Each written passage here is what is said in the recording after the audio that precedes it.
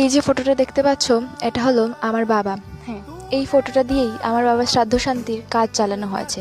Photo frame কেনার মতো টাকা পয়সা আমাদের হাতে ছিল না। অ্যান্ড প্রথমে যে বলেছিলাম আমাদের কেউ নেই, কেউ 1 টাকা দিয়ে বলেনি এই ফটোটার জন্য ফ্রেম বানিয়ে নিস। বাবা যেদিন মারা যায় সেদিন যে ধূপকাঠি মোমবাতিগুলো আনা হয়েছিল, এগুলোর টাকাও আমাদের কাছে চাওয়া হয়েছে। হ্যাঁ, সেই টাকার সঙ্গে সঙ্গে আমরা দিতে পারিনি।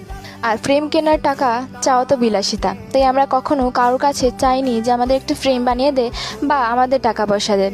আজকে 5 বছর হলো, এখন পর্যন্ত এই ফটোটাকে আমি ফ্রেম করে রাখিনি। কারণ একটাই, আমি চাই যেদিন আমি সৎ পথে রোজগার করব, যেদিন অনেক অনেক টাকা হবে, সেদিন অনেক বড় একটা ফ্রেম করে বাবার এই ছবিটা ঝুলিয়ে রাখবো।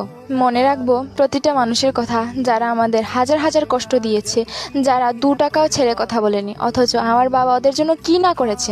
এমনকি 7 মাসে জন্ম নেওয়া ছেলেকে বাবা নিজের হাতে করে মানুষ করেছে। বাবাকে যখন শেষবারের মতো স্নান করানো হয়, তখন গায়ে যখন জল দিচ্ছিল, তখন আমি জাস্ট ওদের এক্সপ্রেশন দেখছিলাম।